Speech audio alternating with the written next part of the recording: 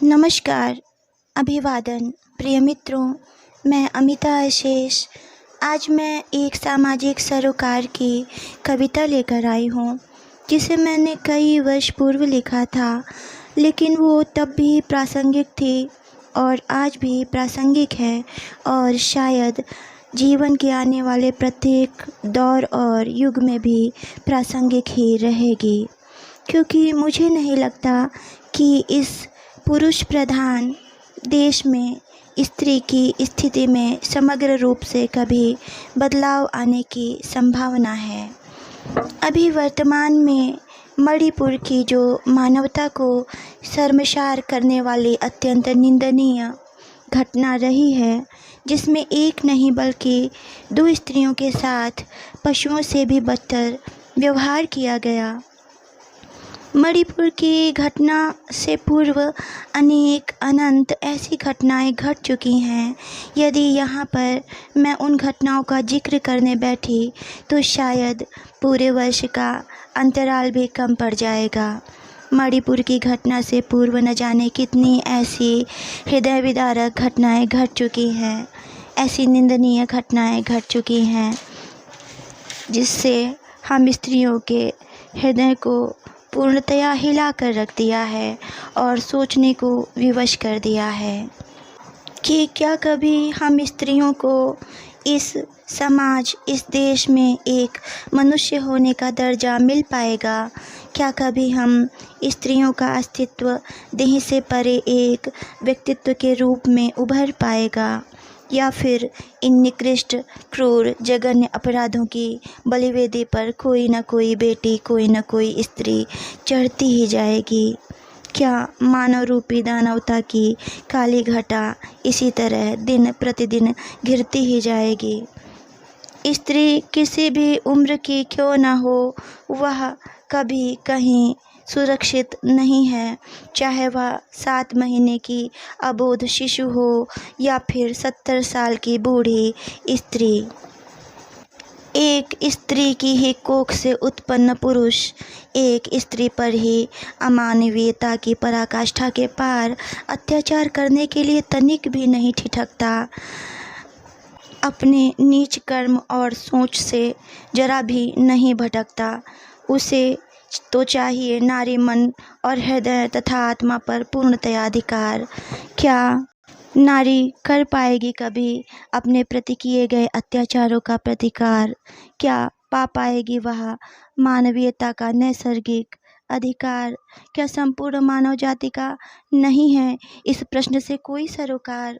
क्या स्त्री की देह ही बन गई है इस दंभी पुरुष समाज का कारोबार? आज हमारे देश की माताएं चिंतित हैं अपनी छोटी बच्चियों के लिए, अपनी बड़ी बच्चियों के लिए और स्वयं अपने लिए, कि क्या उनकी बेटी इस देश, इस समाज में सुरक्षित है? क्या बेटियों की अस्मिता इस देश में संरक्षित है? शायद नहीं, बिल्कुल भी नहीं, क्योंकि हमारे देश की पुरुष प्रधान मानसिकता घोर संक्रमित और विक्षिप्त है। इस घोर कलिकाल में गर्भस्थ कन्या भ्रूण भी भयभीत है, उसे जन्म से अधिक मृत्यु से प्रीत है। क्यों? आप स्वयं ही सुन लीजिए कि एक कन्या भ्रूण अपने गर्भवती माता से क्या कह रही है, वह क्या चाहती है, वह क्यों नहीं जन्म लेना चाहती है, वह क्यों मर जाना चाहती है। यदि आप सभी को इस अजन्मी कन्या भ्रूण के प्रश्नों से कोई सरोकार है तो कृपया आप उसका उत्तर अवश्य दीजिएगा, और यदि कोई समाधान आपकी दृष्टि में हो तो अवश्य बताइएगा, क्योंकि मानवता की रक्षा करना ही मानव का प्रथम कर्तव्य है। मानवता ही मानव समाज का प्रथम मंतव्य है। तो आप चाहे स्त्री हों या पुरुष हों, आपके लिए मानवता का गुण ही सर्वोपरि है।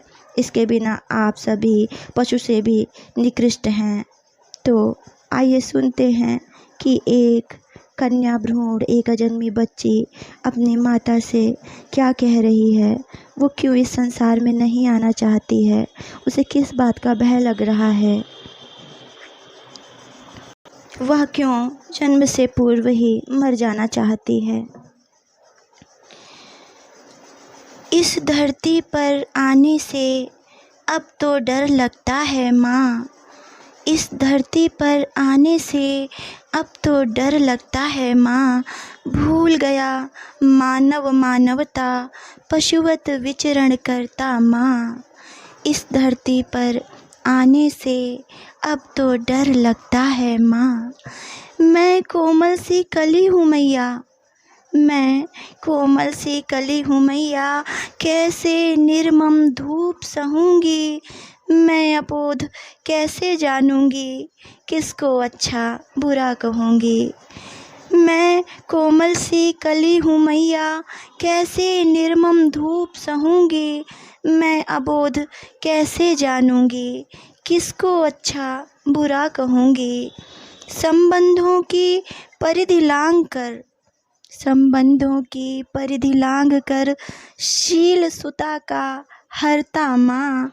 भूल गया मानव मानवता, पशुवत विचरण करता माँ। बिटिया के रहने के लायक, बिटिया के रहने के लायक, धरा तनिक भी नहीं रही। जीवित रहने तक उसने क्या क्या बातें नहीं सही। बिटिया के रहने के लायक, धरा तनिक भी नहीं रही। जीवित रहने तक उसने क्या क्या बातें नहीं सही। आने से पहले मर जाऊं, आने से पहले मर जाऊं तो क्या अंतर पड़ता माँ। भूल गया मानव मानवता, पशुवत विचरण करता माँ। पशुवत विचरण करता माँ।